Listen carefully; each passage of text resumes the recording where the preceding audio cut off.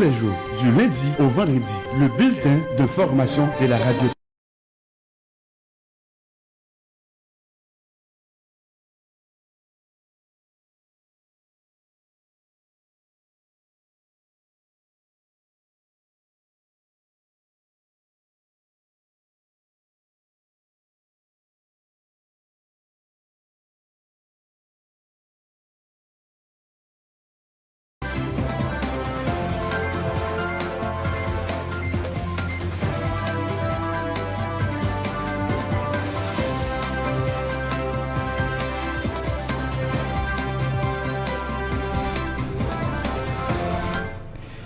Vendredi 17 février 2023, Madame, Monsieur, bonjour.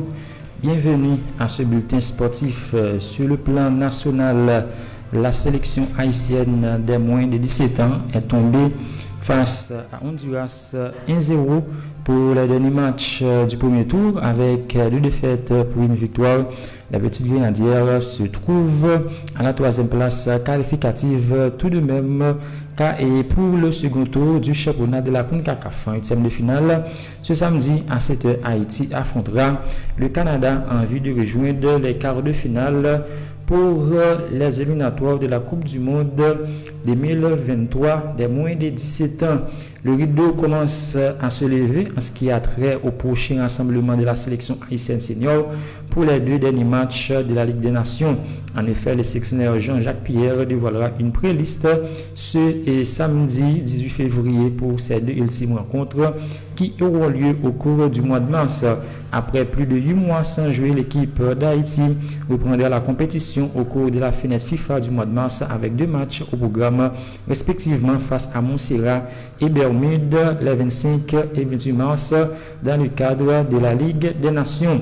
Ce jeudi, la Fédération haïtienne de football a annoncé que Jean-Jacques Pierre dévoilera une pré-liste dans 2 jours. Ce vendredi à Auckland, à compter des 8 heures, dans le cadre des barrages comptants pour les éliminatoires de la Coupe du Monde féminine de la FIFA, la sélection haïtienne affronte le Sénégal pour une place en finale. Elles sont au nombre de 22, les grenadières qui sont présentes à Auckland. Nicolas Delépine aura l'embarras du choix selon ses comptes des grenadières qui sont à sa disposition. Dans l'international, en Espagne, absent de l'entraînement du Real Madrid ce vendredi, l'attaquant Karim Benzema sera ménagé pour le déplacement sur la pelouse d'Osasuna demain en Liga. Une gestion assumée par notre entraîneur madrilène Carlo Ancelotti avec le Français avant le choc en Ligue des Champions face à Liverpool mardi. Depuis la Coupe du Monde, je crois que Karim s'est très bien comporté. Il a marqué des buts et a apporté sa contribution. Ce n'est pas parce qu'il ne sera pas présent demain qu'il est blessé. Si le match de Liverpool était demain, il ne sera pas là aussi. Nous ne voulons pas prendre le moindre risque et nous devons tenir compte du fait qu'il revient de blessure, a expliqué le technicien italien en conférence de presse ce vendredi. Comme attendu, l'FC Barcelone va devoir composer sans le milieu de terrain Pedri. 20 ans, 30 matchs et 7 buts toutes compétitions confondues cette saison. Pendant plusieurs semaines, touché face à Manchester United 2-2 ce jeudi en Ligue Europa. L'international espagnol souffre bel et bien d'une lésion musculaire. Les tests effectués ce matin ont confirmé que Pedri souffre d'une lésion au muscle fémoral de la cuisse droite. Il est pour le moment écarté et son indisponibilité dépendra de l'évolution de la blessure, peut-on lire dans un communiqué officiel. Selon les médias ibériques, Pedri va rater environ 1 mois de compétition, soit 6 matchs, toutes compétitions confondues. De retour Athletic Bilbao en juin dernier, l'entraîneur Ernesto Valverde a donné un nouveau souffle à cette équipe, actuellement à la 7e place au classement de la Liga. Ce vendredi, la formation basque a ainsi officialisé la prolongation de l'ex-coach du FC Barcelone jusqu'en juin 2024. En Angleterre, Marcus Rashford se trouve dans la forme de sa vie face au FC Barcelone de hier en Ligue Europa. L'attaquant de Manchester United a encore brillé en marquant pour la 4e rencontre consécutive, toutes compétitions confondues. Une réussite bluffante aux yeux de son entraîneur Erik ten Hag. Marcus Rashford est en bonne forme, il est inarrêtable actuellement, il est tellement confiant qu'il marque beaucoup de buts et nous en sommes heureux, mais il faut aussi saluer la performance de l'équipe, a commenté le manager Mankini en conférence de presse. Titulaire indiscutable sous les couleurs d'Aston Villa, le défenseur central Tyrone Mings a été récompensé de ses performances par ses dirigeants. Initialement sous contrat jusqu'en juin 2024, l'international anglais a officiellement signé ce vendredi une prolongation dont la durée n'a pas été précisée. En France, outre Achraf Hakimi, d'ores et déjà forfait, l'entraîneur du Paris Saint-Germain Christophe Galtier pourrait être également privé du défenseur central Marquinhos pour défier Lille dimanche en Ligue 1. Touché à la cuisse face au Bayern de Munich mardi en Ligue des Champions, l'international brésilien doit faire un point sur son état physique. Samedi, sous les ordres de l'entraîneur Igor Tudor, Olympique de Marseille joue avec une énorme intensité à l'image du rythme imposé face au Paris Saint-Germain en Coupe de France. Ancien préparateur physique du club forcé Serge Konessa se montre impressionné par les performances athlétiques des Marseillais. Je suis impressionné par ce que je vois. Cela saute aux yeux que l'équipe est en grande forme. Je pense qu'il a un gros travail de Carlos Pignoli derrière et l'adhésion des garçons. La vraie débouche est à la perte de balle, un effort intelligent et automatisé chez eux qui limite la dépense d'énergie à admirer. Konessa dans les colonnes du quotidien régional La Province ce vendredi. En fin de contrat en juin prochain, l'attaquant du Paris Saint-Germain Lionel Messi dispose d'un avenir incertain. Mercredi, le père du joueur Jorge a eu une première réunion avec le dirigeant parisien pour évoquer l'avenir de son fils. Si le futur du champion du monde reste flou, les discussions vont bel et bien continuer entre les deux camps. En effet, les médias et TC Sport et médias affirment une seconde réunion à venir entre les deux parties dans les prochains jours, le signe d'une volonté commune de parvenir à un terrain d'entente.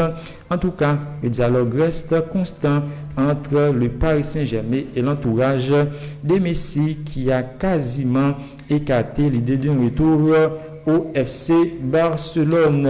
En Italie, après la Fiorentina entre 2015 et 2017, Paulo Sousa fait son retour en Série A.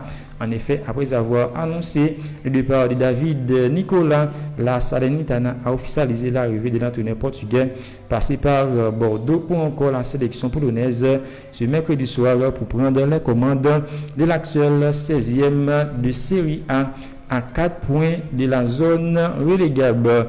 En basketball NBA, la deuxième victoire de suite des Bucks garde un goût amer. La franchise de Wisconsin avoue avoir gagné le derby contre Bulls. Elle a perdu Giannis Antetokounmpo sur blessure. Ce dernier s'est fait mal au poignet et il n'a joué que 9 minutes avant de sortir prématurément.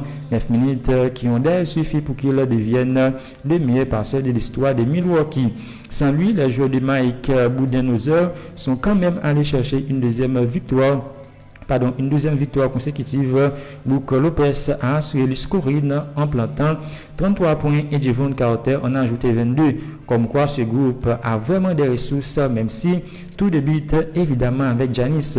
Le double MVP est déjà incertain pour les All-Stars Games, dont il est censé l'un des deux capitaines d'équipe. Si jamais il venait à manquer l'événement, il bénéficiait alors de 9 jours de repos qui lui feront sans doute le plus grand bien. Les joueurs de Minnesota peuvent avoir des regrets. Ils auraient pu partir en vacances quelques jours avec le sentiment du devoir accompli en étant 2 matchs au-dessus de 50% de victoires. Au final, ils vont rester sur un match qui laisse une impression de gâchis. En effet, les Timberwolves ont gaspillé une avance de 20 points contre Washington Wizards l'année dernière. Ils se sont complètement éteints dans le 4e quart-temps, remporté par Washington 38-19. Bradley Beal a été le héros de la soirée pour la franchise des DC. L'arrière a inscrit 35 points, dont 13 dans les 4 dernières minutes pour compléter les combats de son équipe. Anthony Edwards a inscrit 34 points, mais à 11 sur 26 au tir pour les Wolves. Rudy Gobert a pour sa part compilé un gros double-double, 17 points points et 19 rebonds avec 3 blocs en prime. Les équipes sont en course pour les play-in dans leurs conférences respectives. Que des victoires à l'extérieur cette nuit puisque les Clippers sont allés battre les Suns sous les yeux de Kevin Durant. Ce dernier n'a évidemment pas joué, son retour étant prévu après le All-Stars Game, mais il a pu assister à la défaite des Saints. Paul George et Tarmen ont chacun inscrit 26 points pour guider les Angelinos.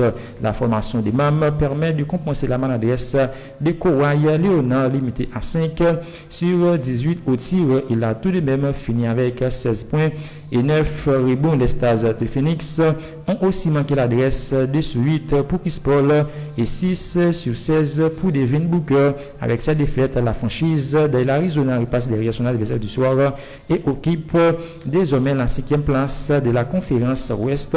Un choc entre les deux équipes au premier tour promet d'être explosif. Les résultats en détail: Milwaukee Bucks a battu Chicago Bulls 112-100 grâce à un excellent Brooks Lopez qui a inscrit 33 points. Washington Wizards a dominé Minnesota Timberwolves 114-106. Bradley Beal a marqué 35 points. Los Angeles Clippers s'est imposé sur Phoenix Suns 116-117. Fin de ce bulletin sportif. Nous avons pris beaucoup de plaisir à vous informer. À la prochaine.